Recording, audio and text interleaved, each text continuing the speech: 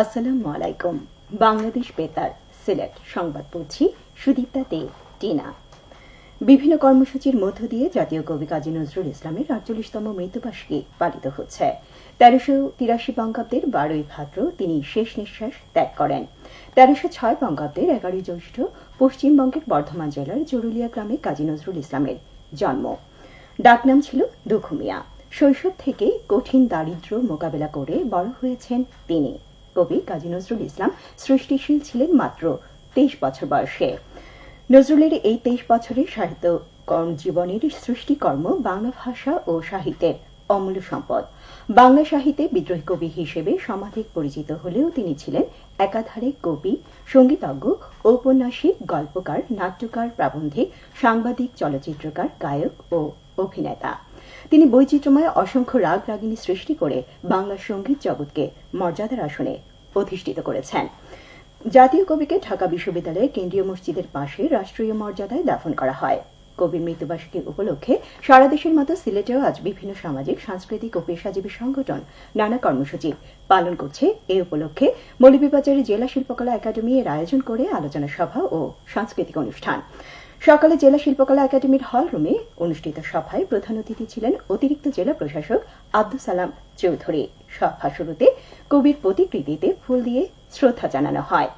এরপর অনুষ্ঠিত হয় শিশুদের মধ্যে নৃত্য ও চিত্রাঙ্কন প্রতিযোগিতা। এতে ২২ জন শিশু অংশ নেয়। পরে অনুষ্ঠিত হয় মনোজ্ঞ সাংস্কৃতিক অনুষ্ঠান।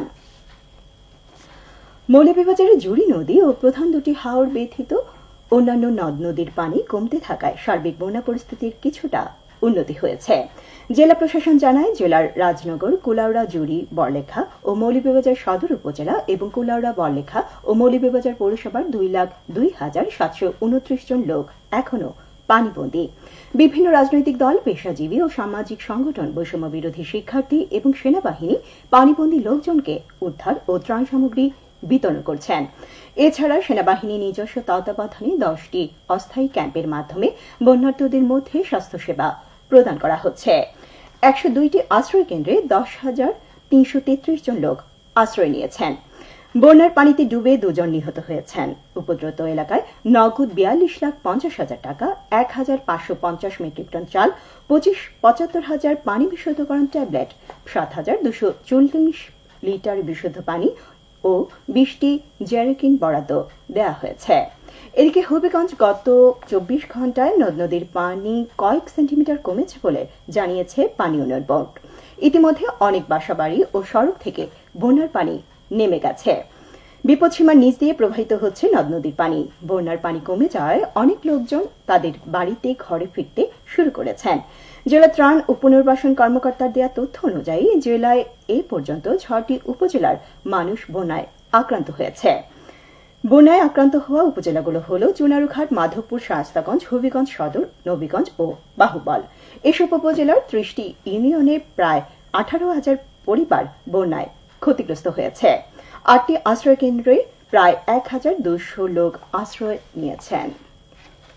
বন্যায় হবিগঞ্জের ৬টি উপজেলার ১,৫০০ মৎস্য খামারের প্রায় ১০ কোটি টাকার মাছ ভেসে গেছে। এদিকে সিলেটের সব কয়টি নদীর পানি হ্রাস পেয়ে বিপদসীমার নিচে প্রবাহিত হচ্ছে। তবে আমলশিদে কুশিয়ারার বিপদসীমার সামান্য উপরে রয়েছে। আগামী ১ সেপ্টেম্বর থেকে শুরু হচ্ছে ২০২৫ সালের হজের প্রাথমিক নিবন্ধন কার্যক্রম। সরকারি বেসরকারি উভয় মাধ্যমে এই নিবন্ধন প্রক্রিয়া চলবে এবং শেষ হবে ৩০ নভেম্বর। ধর্ম বিষয়ক মন্ত্রণালয়ের প্রজ্ঞাপনে জানানো হয়, ৩ লাখ টাকা জমা দিয়ে যেকোনো প্রাক নিবন্ধিত ব্যক্তি প্রাথমিক নিবন্ধন করতে পারবে। তবে হজ প্যাকেজের বাকি টাকা নির্ধারিত সময়ের মধ্যে পরিশোধ করতে হবে। প্রাক নিবন্ধনের জন্য ৩০,০০০ টাকা ফি নির্ধারণ করা হয়েছে এবং হজ যাত্রীর কোটা পূর্ণ হলে নিবন্ধন কার্যক্রম বন্ধ হয়ে যাবে। সিলেটের গোলাপগঞ্জ উপজেলার লক্ষণাবন্ধ ইউনিয়নের কমলগঞ্জ বাজারের গ্রামীণ সড়কের পাকাকরণ কাজ দ্রুত এগিয়ে চলছে। এ পর্যন্ত ৮০% কাজ শেষ হয়েছে। বাকি কাজ আগামী মাসের মধ্যে সম্পূর্ণ হওয়ার কথা রয়েছে। স্থানীয় সরকার প্রকৌশল অধিদপ্তরের তত্ত্বাবধানে এতে ব্যয় হচ্ছে ১,৮,০০,০০০ টাকা।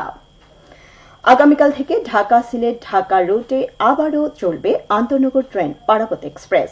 বৈষম্য বিরোধী ছাত্র আন্দোলনের সময় দুষ্কৃতকারীদের হামলায় ক্ষতিগ্রস্ত হয় ট্রেনটির চলাচল সাময়িকভাবে বন্ধ ছিল।